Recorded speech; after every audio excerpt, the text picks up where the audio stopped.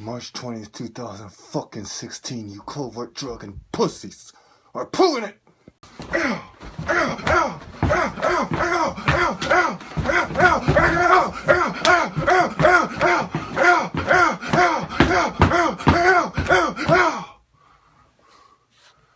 They couldn't beat me, even though they were covertly drugging me. All they have accomplished on record is covertly bugging me.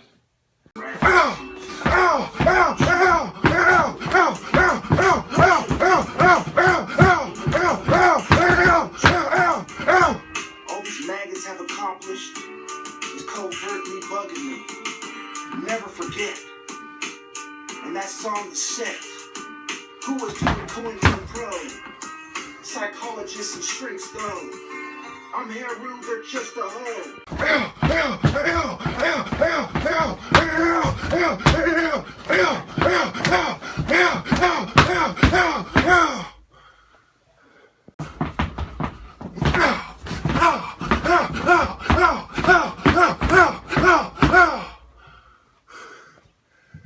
March 30th, 2016, transferable motherfucker. So if I was in the UFC and I wanted to, overvalue my worth, I would beat the shit out of all the gays and all the government stalkers for getting me to highlight the difference between being a true martial artist and a UFC fighter. If they didn't harass me as much, I wouldn't have gotten all the views I have and the dozens of videos I've made. I'm like the Punisher, Horus the fucking Avenger. All the Avengers put together in the Punisher. You understand me? Because I punish the criminals behind the system, organized crime, big pharma, spiritual bottom feeders, what have you. And if it wasn't for all these trolls and their covert drugging campaign, it wouldn't have solidified my argument. I've been making the same argument for a long time. This is from January 25th, 2014, a month and 5 days after my second top martial arts challenge. And I know without any doubt I can beat him that way.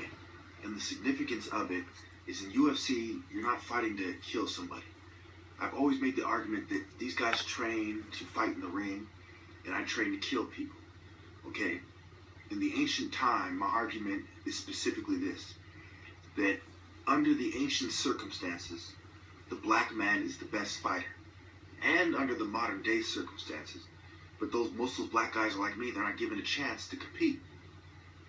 So given a chance to compete in a setting that is fair, where there's rules that make sense to actual combat, I guarantee you I will beat Cain Velasquez or anyone else. Because fighting and defeating your opponent is about speed and stealth. Being able to stab their neck, for instance, before they can stop you. And Africans, especially Igbos and Brazilians and all my people all over the world fought with poison darts, poison arrows, poison knives, poison rocks, rocks shaped into knives, and poison spears, etc. As well as just knowing where to stab someone so they die fast. And someone as big as that, trying to move around to compete with somebody like me in ancient times would have bled out and died. So I challenge Cain Velasquez to prove that he's what his people have claimed in one of my videos in the comments so disrespectfully, to prove that he's the greatest warrior by beating me under terms that would represent a real-life combat, not some UFC BS. Thank you. Now, they have never even come close to disproving my argument. And all the top martial artists know that I'm right. Okay? Now, also you have to see that UFC fighters are more geared toward wrestling and grappling, and these things aren't really applicable in ancient combat. They're not too helpful in street fighting. though they are helpful when you get into a fight with somebody that you don't really want to hurt, and you want to, just choke them out or break their arm or what have you. But again, that's training to compete in sports competition and training to fight somebody in a one-on-one match. These aren't skills that you need for brawling, or excuse me, that it's going to come in handy in a brawl. These aren't skills that are going to come handy in actual martial arts fighting. Actually in a bar fights, they're not going to be come too much in handy, and so on. And we've seen the Gracie brothers. They basically teamed up on some guy in a bar fight. That proves my point. If I find the article, I'll put it in the comments. These grapplers, these wrestlers, they're good at fighting one person and trying to take a hit and then taking them down. But as soon as there's knives involved or things that have to do with martial arts combat, they fold. And the fact that they are covertly drugging me proves my point more. I've proven now that they're gassing me in my room and that they're drugging my food. It's a disgrace. Okay? We all know. I mean, anybody with a fucking brain will tell you real fast that if it came down to it, any one of these guys in the UFC, if it came down to a fight, they would, I would outmaneuver them easily.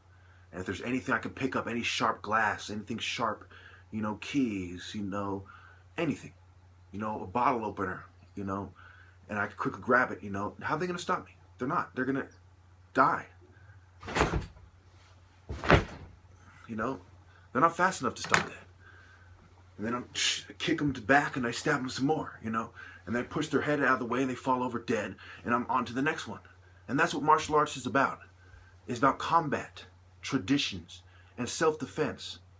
So when you don't have transferable skills applicable to combat, you are not a martial artist. You are a sports, you're an athlete. You're a sports competitor. Okay? Martial arts is about combat. It's not limited to wrestling people on the ground. It's not limited to putting the gloves on and cage fighting. It is combat skills. And you need a competition that shows transferable skills, combat skills, application ability. Without that, it's nothing. It means nothing. You may as well be in the WWF, bragging about how you're the top fighter. Because no real martial artist is going to take that serious. They know that they're going to fear someone like me far more than someone in the UFC, whoever it may be. Okay? The most big, strong, tough guy, when you're talking about getting killed, that's big, strong, tough stuff is nice, to intimidate somebody when he's your cellmate in prison. But it's not really nice when it's actual martial arts combat where it's meant to be fought in the streets. Okay?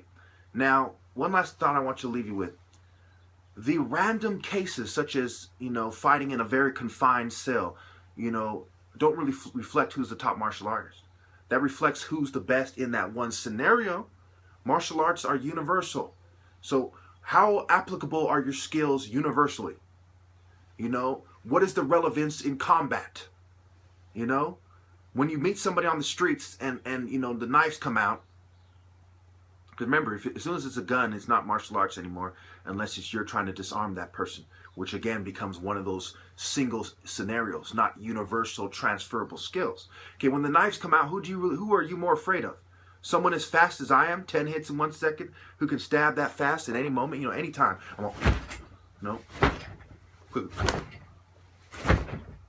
Anytime I want to pull that out, just off the whim, Are you really more scared of some big, strong guy or some guy who moves like that?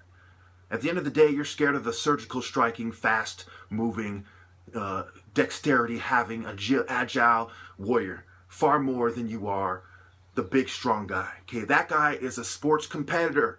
He's not a martial artist. He's an ultimate fighter. He's not a combat warrior. Make the fucking distinction. Quit being disingenuous. Quit being intellectually dishonest. It's fucking appalling. It is revolting.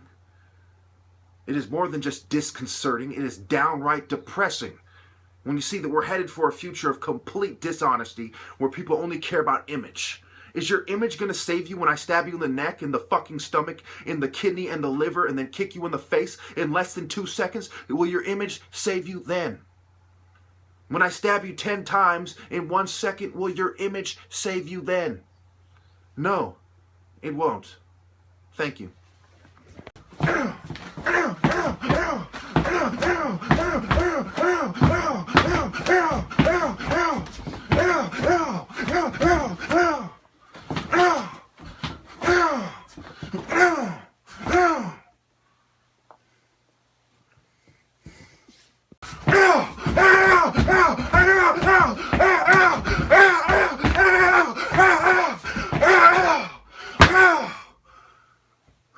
March 20th, 2016.